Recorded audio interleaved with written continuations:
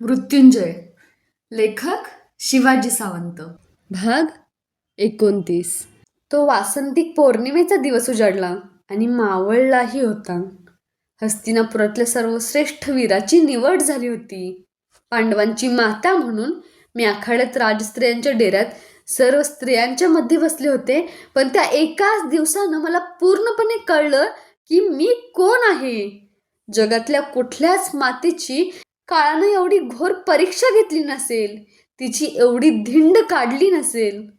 त्या दिवशी गुरुद्रोण स्पर्धा संपल्यावर अर्जुनाच्या गळ्यात ती मानाची नीलकमलांची माला घालणार एवढ्यात एक उंच, तेजस्वी आणि धिप्पाड तरुण आखाड्याच्या महाद्वारातून दंड थोपटीत थांबा असं म्हणत आत घुसला. किती निर्भय आणि खंबीर होता तो. क्षणार्धात तो मधल्या दगडी चौथऱ्यावर उभा राहून गरजला, राजपुत्र अर्जुनानं आज या ठिकाणी करून दाखवलेले सर्व पराक्रम मी आत्ता करून दाखवणार आहे. मला संधी मिळेल काय? महाराज धृतराष्ट्रांनी राजदंड उचलून त्याला अनुमती दिली. त्यानंतर त्यानं चौथऱ्यावर जी उडी मारली ती किती सहज. त्याच्या रूपानं जणू एक तेजाचा लोळच सगळ्या आखाड्यात विजेसारखा इकडे तिकडे चमकत होता. त्याच्या सर्व हालचालींत अतिशय गती होती, चपळता व सहजता होती. शेवटी तो आखाडे बदलत बदलत मल्लविद्येच्या आखाड्यात अगदी आमच्या डेऱ्यासमोर आला. केवळ एक कटिवस्त्र असलेला तो तरुण म्हणजे पायांनी चालणारा नाक्षत पर्वत होता. त्याचं उघडं अंग सूर्यप्रकाशात इतकं चमकत होतं की सूर्यदेव आकाशात आहेत की पृथ्वीवर तेच समजत नव्हतं. आकाशाच्या पोटात घुसणाऱ्या शालवृक्षासारखा तो उंच होता. पळसाच्या तांबड्या फुलासारखे त्याचे गाल रसरशीत लाल होते. सिंहाच्या आयाळीसारखे त्याचे कुरळे सोनेरी लांब सडक केश त्याच्या विशाल खांद्यावर मंद मंद रुळत होते. मध्येच तो पाठमोरा होई. त्याची पाठ फणसाच्या पिवळ्या धमक फाकेसारखी विशाल आणि नितळ होती. तो नुसता थोडासा जरी सहज हल्ला तरी त्याच्या सर्वांगाचे पिळदार स्नायू वळवळणाऱ्या सतेज भुजंगासारखे तिथल्या तिथंच गोल फिरत, बघणाऱ्याची दृष्टी जागीच खिळून ठेवत. चर्या गदेच्या शिरस्त्राणासारखी गोल गरगरीत होती. मान शंखासारखी पिळदार असून खांद्याच्या भक्कम शेत ती चिखलात हत्तीचा पाय रुतावा तशी जिथल्या तिथं बसवली होती. प्रेक्षकगण त्याचा कर्ण कर्ण म्हणून जय जयकार करीत होते. खेळत खेळत घामानं निथळणाऱ्या त्यानं आपल्या प्रतिस्पर्ध्यावर बाहुकंटक नावाचा अवघड डाव टाकला. तसा त्याचा प्रतिस्पर्धी मरणाच्या भीतीनं हातपाय झाडू लागला.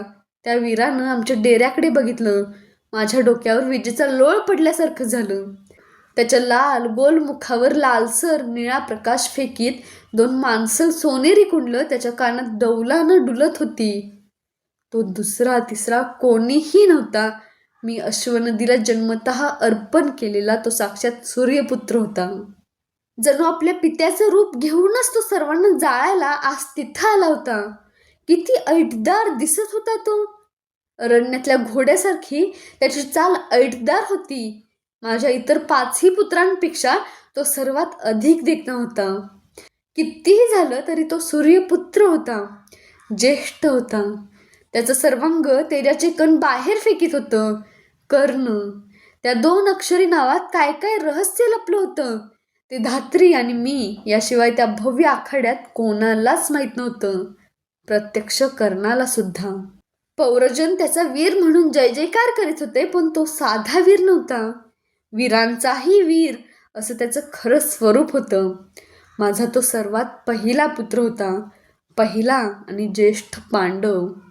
त्याच्यासाठी सतत आक्रोशणारं माझं मातेचं मन तडफडू लागलं.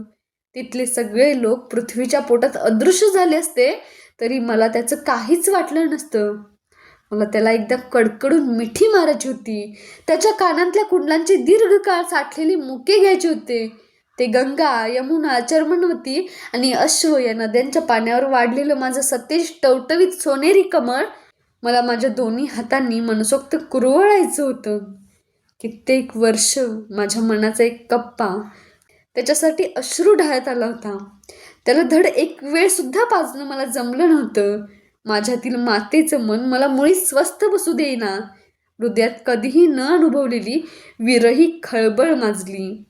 त्याच्या चिमण्या ओठांना पारखं झालेलं दूधही माझ्या शरीरात गरगर फिरू लागलं. उरात भरून आलं. मी उठून उभी राहिले. मला त्याच्या केवळ दर्शनानंच अनावर पान्हा फुटला. कंचुकी दुधानं भिजून गेली. काय करावं ते समजेना. डोळ्यांतून अश्रू पाझरत होते. स्तनांतून दूध वाहत होतं. माझ्या आणि त्याच्यामध्ये केवळ एक झिरमिरीत पडदा होता.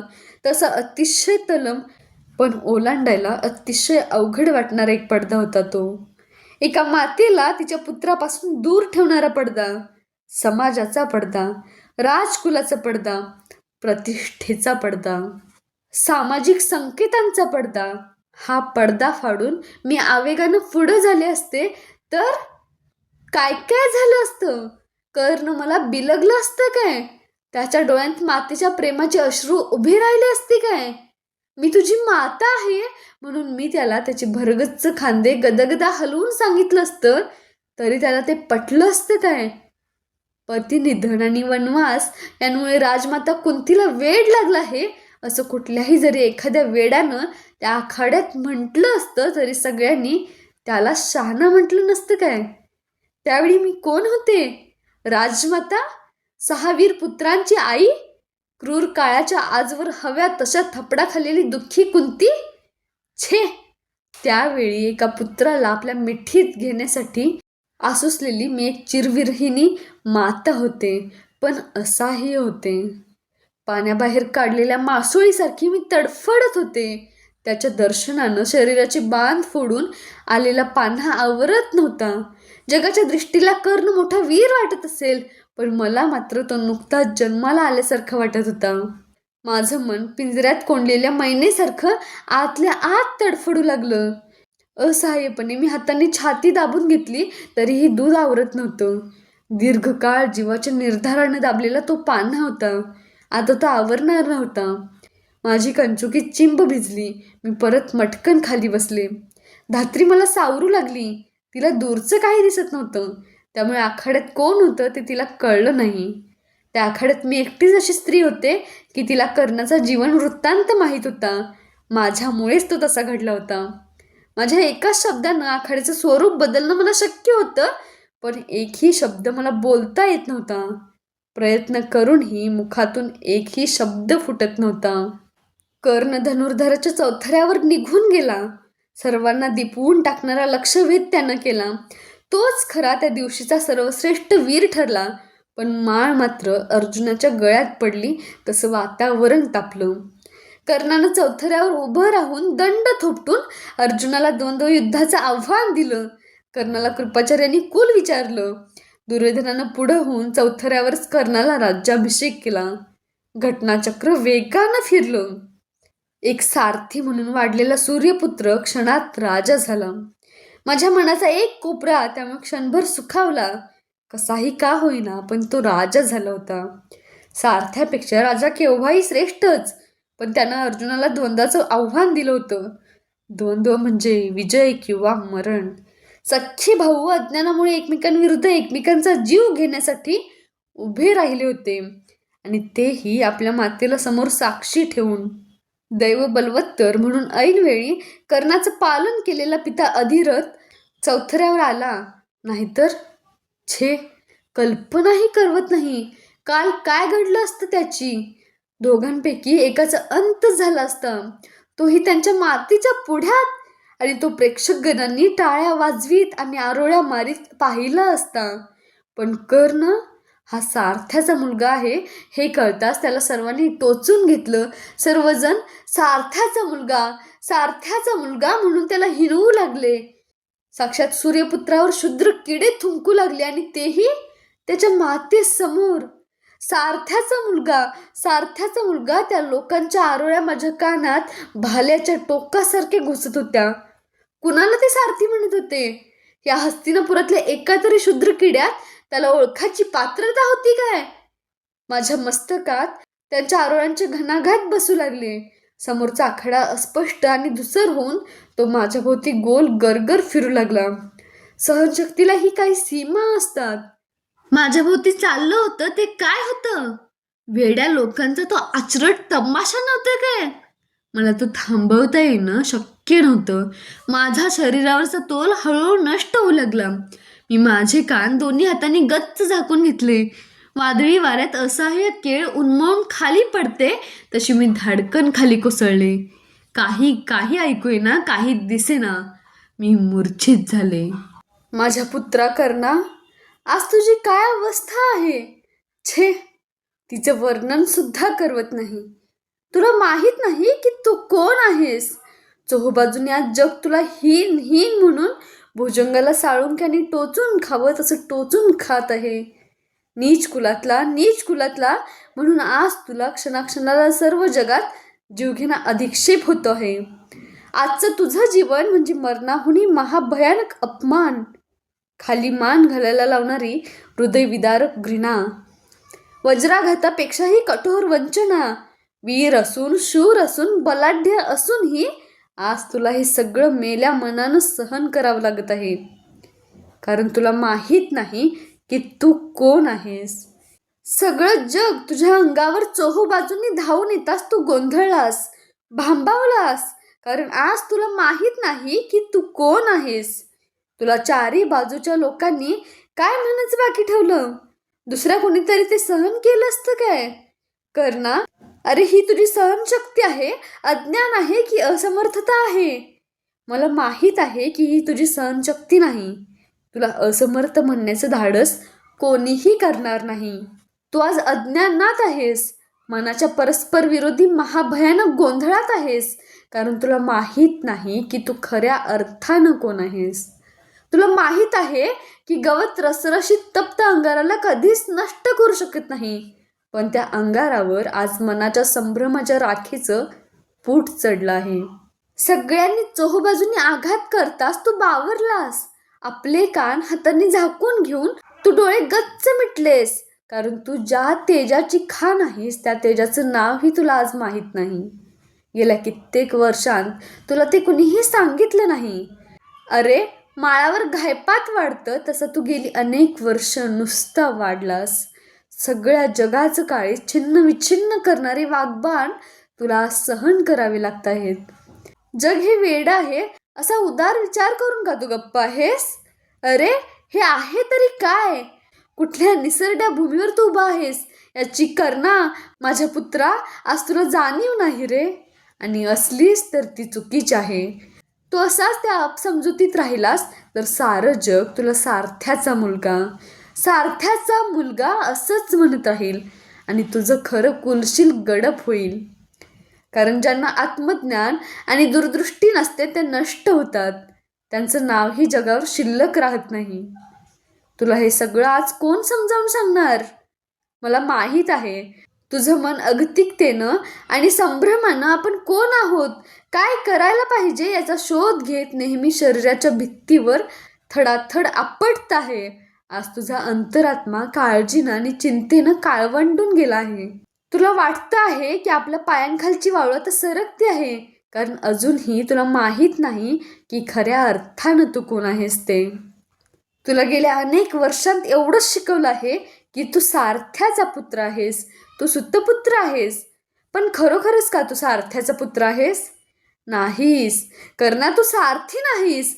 त्रिवार सांगावंच वाटतं की तू सारथी नाहीस. तुझी परंपरा थोर आहे कर्णा.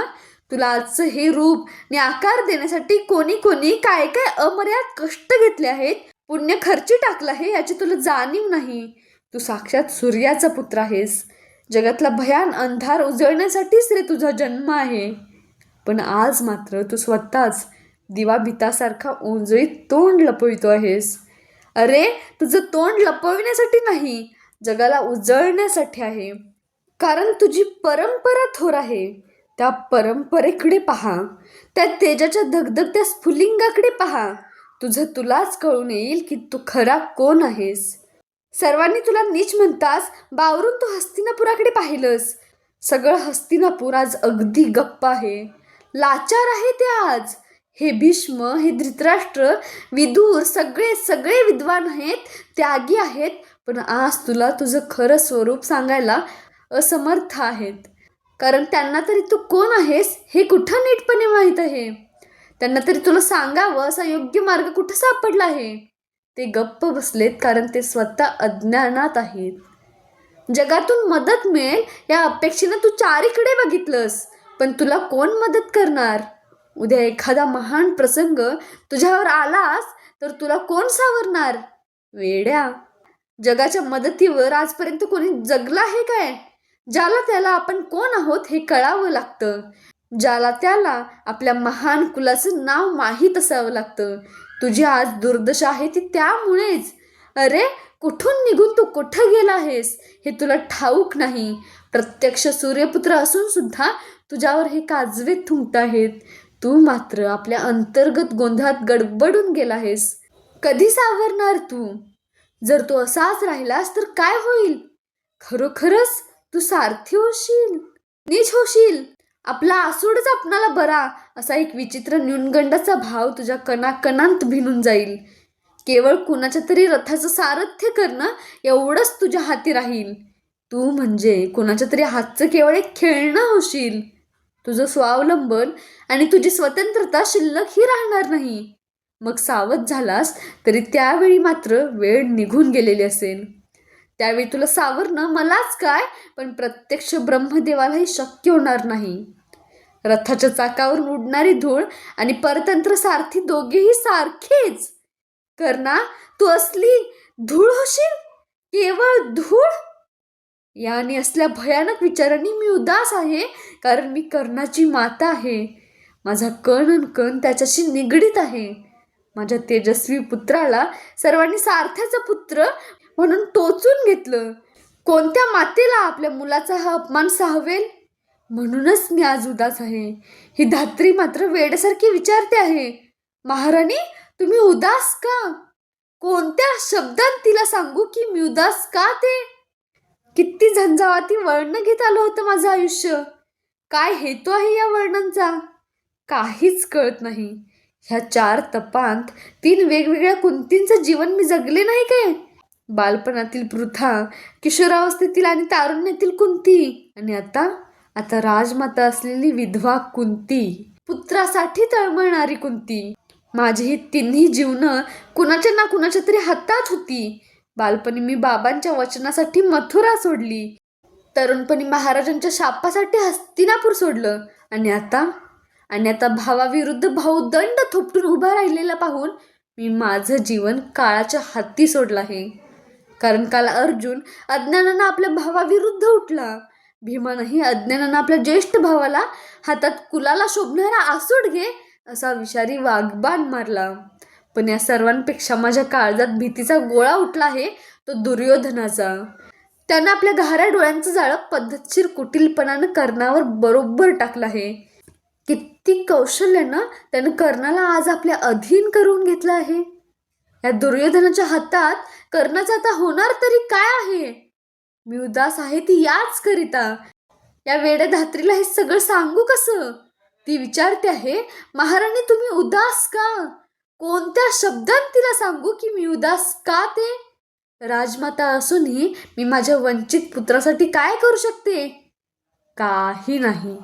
सामर्थ्याचे आणि सत्तेचे नगारे मानव कितीही पिटत राहो, तो शेवटी काळाच्या बळकट हातातील केवळ एक नगण्य खेळणंच आहे. कर्ण माझा पुत्र आहे असं हस्तिनापुरातील एका प्रशस्त चौकात उभं राहून गरजून सांगावं असं मला वाटतं, पण ते धैर्य मी दाखवू शकत नाही. कारण त्या धैर्याच्या प्रतिक्रियेतून माझ्या इतर 5 पुत्रांची काय अवस्था होईल ते सांगता येत नाही. कदाचित त्यांना परत वनवास भोगावा लागेल आणि समाज मला कदाचित कर्णालाही कुरवाळू देणार नाही. माझ्या पुत्रा कर्णा, मी तुझा 2 वेळा त्याग केला आहे. एकदा जन्मलास त्यावेळी आणि परवा आखाड्यात. दुर्दैवी पुत्रा, मी माझं जीवन काळाच्या हाती सोपवलं आहे रे, आणि तुझं जीवन तुझ्या पित्याच्या हाती सोपविलं आहे.